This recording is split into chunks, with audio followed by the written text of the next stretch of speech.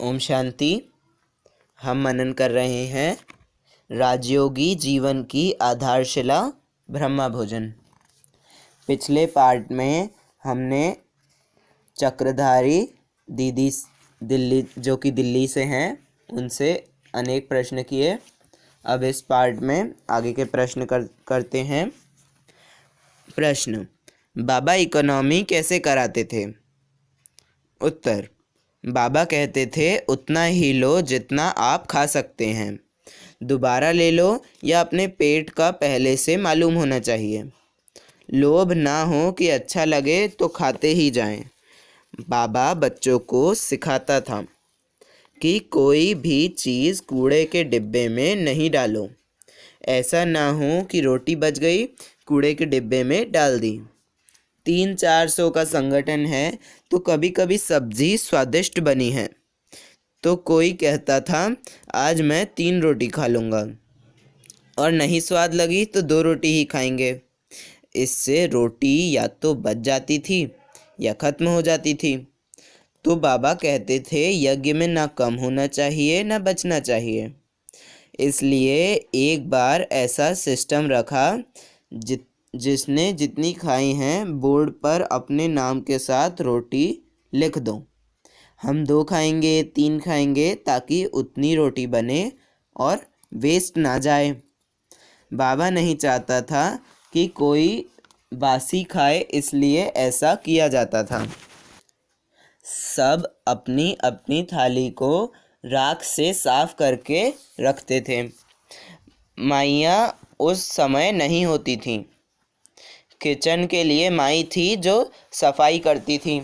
बाकी अपने बर्तन, चाहे वह बड़ा आदमी हो या छोटा, सब अपने हाथ से साफ करते थे। खाना सिंपल होता था, लेकिन सिंपल खाना भी प्यार से परोसा जाता था। ऐसे नहीं सूखी सब्जी ऐसे ही डली हुई है, दाल ऐसे ही डाल दो, उठाओ और ऐसे ही पी लेंगे। नहीं, कटोरी से लो, कटोरी में ठीक से डालो। गिलास का पानी बाहर गिर रहा है, किसी को देने जा रहे हैं, नहीं। साफ गिलास हो, उसे प्लेट में रखो, फिर पानी दो। एक बार ब्रह्मा भोजन चल रहा था। केतली से सबको गिलास में पानी दे रहे थे। मुझे मिली यह ड्यूटी। मैं केतली लेकर पीछे खड़ी थी, बाएं हाथ से पकड़ी हुई थी। बाबा जहाँ बैठे थे वहाँ से ही बाबा ने आवाज़ लगाई, चक्रधारी बच्ची, केतली को दाएं हाथ में पकड़ो, अर्थात दाएं हाथ से भोजन परोसा जाता है, बाएं से नहीं।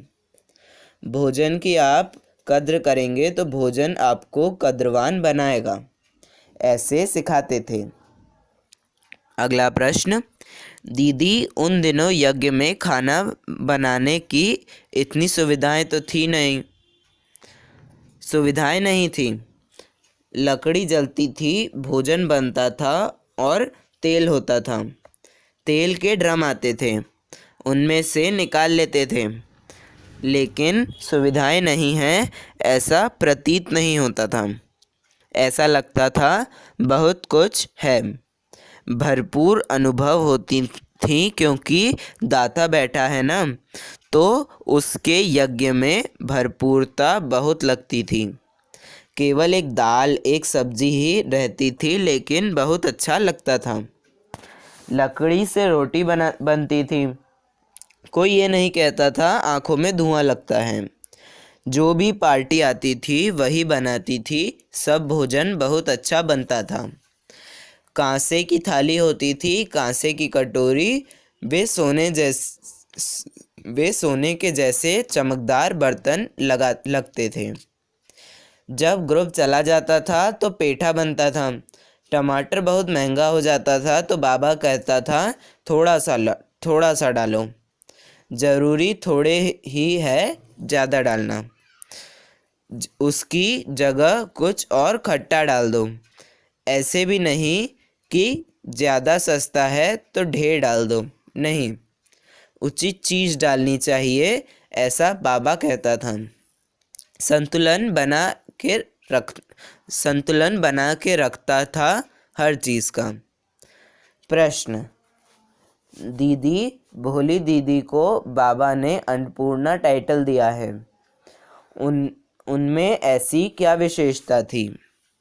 उत्तर, भोली दीदी की सबसे बड़ी विशेषता यह थी कि भंडारे में कोई चीज़ कोई लेने आए तो कभी यह नहीं कहती थी कि नहीं है, नमक खत्म हो गया, हल्दी नहीं है, तेल नहीं है, ऐसा कभी नहीं कहेंगी, क्योंकि स्टोर में तो है ना। कई लोग सोचते हैं कौन जाए स्टोर में, इसलिए कह देते हैं है ही नहीं। वह अन्नपूर्णा थी, उसने किसी को भी खाली नहीं लौटाया। वह ये भी नहीं कहेंगी कि तुम दोपहर को आना नहीं, मैं अभी देती हूँ, अभी देती हूँ। इस प्रकार हर एक को संतुष्ट करती थी।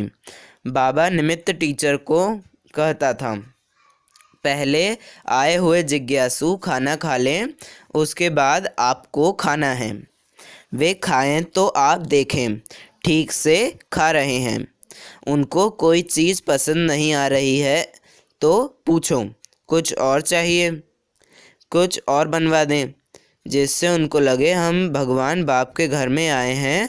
बाबा कहता था, तुम उनको संतुष्ट करोगे 7 दिन यहाँ, तो वो तुम्हें संतुष्ट करेंगे पूरा साल वहाँ। मान लीजिए जिज्ञासु देरी से आया, हम वहाँ हैं नहीं। वह भोली दीदी को कहता, मुझे कुछ खाना है, तो कहेंगी, हाँ लाल, क्यों नहीं। जिज्ञासु कहेगा, अभी है? क्यों नहीं, बाबा का भंडार भरपूर है, जितना खाओ। ऐसे नहीं ठंडा ठंडा पकड़ा देगी, नहीं, उसको गर्म करेगी, ठीक से रोटी डाल के थाली में देगी। हर एक को संतुष्ट करना और भरपूर रखना, ये उसका बहुत बड़ा काम था। किसी को भी नाराज़ करना, निराश करना ये नहीं करती थी। कहती थी, प्यार से बोलो, प्यार से आओ, क्या चाहिए मेरे को बताओ। दूध चाहिए, चाय चाहिए, दाल चाहिए, सब्जी चाहिए, रोटी चाहिए, सब कुछ बाबा के भंडारे में है, जो चाहिए ले लो। ऐसा विशाल हृदय था। इसलिए बाबा कई बार कहता था, ये बच्ची 8 की माला में आ सकती है अगर यह सूक्ष्म सेवा भी करे। लेकिन वह भंडारे में बिजी होती थी। रात को 12 बजे देखो तभी भंडारे में दिखाई देगी, सुबह 4 बजे देखो तो भी भंडारे में दिखाई देगी। उसको लगता था कि भंडारा सदा साफ स्वच्छ रहे, भरपूरता भी रहे, कोई खाली भी ना जाए। तो बाबा कहता था, अन्नपूर्णा बच्ची है। प्रश्न, दीदी भंडारे में एक एक कण सफल हो, इसके लिए और क्या ध्यान दें? उत्तर, जो भंडारे में है उसको सब मालूम होना चाहिए कि हमारे पास नमक कितना है, हल्दी कितनी है और स्टोर में क्या चीज़ कम हो रही है, क्या जल्दी लानी चाहिए। जिसको किचन में बनाना है उसको मालूम होना चाहिए कि भंडारे में क्या क्या चीज़ आ गई है और क्या क्या आनी बाकी है, ताकि बनाते समय कोई चीज़ कम ना हो। जो भोजन बांटता है उसको मालूम होना चाहिए कि आज कितना बना है, उस अनुसार ही हमें परोसना है। तो हर एक का 1-2 के साथ कनेक्शन होना चाहिए। बनाते समय मालूम होना चाहिए कि कौन सी दाल जल्दी ख़राब होने वाली है, कौन सी सब्ज़ी पहले यूज़ करनी है। ये सब्ज़ी 2 टाइम खाई जाएगी, सुबह खा लेंगे, शाम को भी खा लेंगे, ताकि ख़राब ना हो। अगर हम समझते हैं सब्ज़ी ज़्यादा है लेकिन कल तक नहीं चलेगी, तो आज थोड़ी ज़्यादा बना लेंगे।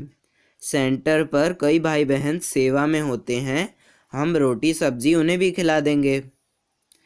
उनको भी खुशी होगी कि हमने यज्ञ से कुछ खाया और हमारी चीज़ भी सफल हो जाएगी। हमने ज़्यादा बना लिया, सोचा था मेहमान आएगा, मेहमान आया नहीं, चीज़ बन गई। कोई जिज्ञासु आया है, उसको टोली खिलाने की जगह रोटी सब्जी खिला दो। बाबा का ब्रह्मा भोजन है, इस प्रकार समय और परिस्थिति को देखकर बचाने और संभालने का लक्ष्य रखना है। प्रश्न, बाबा को भोग लगाते हैं सेंटर में भी, घर में भी और मधुबन में भी। बाबा को सबसे प्रिय कौन सा लगता है? उत्तर, बाबा को तो सब प्रिय हैं जो प्यार से लगाते हैं। प्यार से बना हुआ हो, ऐसे नहीं किसी से खींचा हुआ हो। धन भी अच्छा होना चाहिए। बनाने वाले में भी श्रद्धा भावना और प्यार हो। खिलाने वाले में भी प्यार श्रद्धा और भावना हो। जल्दीबाजी से ना खिलाएं और बनाने वाले में भी जल्दीबाजी ना हो। भोग के पदार्थ लाने वाला समझता है मैं इतना लाया हूँ, इतना सारा लाया हूँ। नहीं, मैं भगवान के लिए लाया हूँ। बाबा तो सबका समान रूप से स्वीकार करता है। प्रश्न, लौकिक में पता होता है किस प्रकार का धन है? सेंटर पर जो बहनें हैं, क्या उनको पता होता है कि फलाने ने दिया है किस प्रकार का है? मधुबन में तो पता ही नहीं कि भंडारे में जो आ रहा है वह किस प्रकार का है। उत्तर, हमें पता करने की ज़रूरत नहीं है। भगवान के भंडारे में आया है, हमने ईश्वर के यज्ञ से बनाया है। जाने वो कि जिसका भंडारा है, भंडारी से लेकर हम बना रहे हैं। भंडारी में भी आता है तो हम बहुत ध्यान रखते हैं। भंडारी में वह पैसा डालें जो नियम और मर्यादाओं में चलने वाला हो। जो ऐसे वैसे हैं उनका पैसा टेलीफोन में, लकड़ी कोयले में, मरम्मत में चला जाए, पेट में ना जाए, कोशिश ये होती है। हमारे जगदीश भ्राता जी बहुत सख्त थे नियम मर्यादाओं में। वे हमेशा कहते थे 2 भंडारी रखो।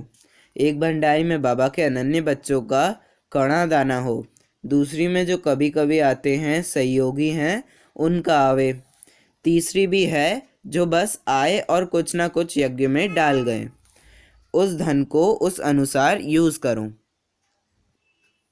अच्छा, आगे भी हम और अनेक भाई बहनों के अनुभव अपलोड करेंगे ब्रह्मा भोजन के ऊपर। अगर आपको वह वीडियो भी सुनने हो तो चैनल को सब्सक्राइब करें। अगर ये वीडियो अच्छा लगा हो तो लाइक और शेयर ज़रूर करें। अच्छा, ओम शांति।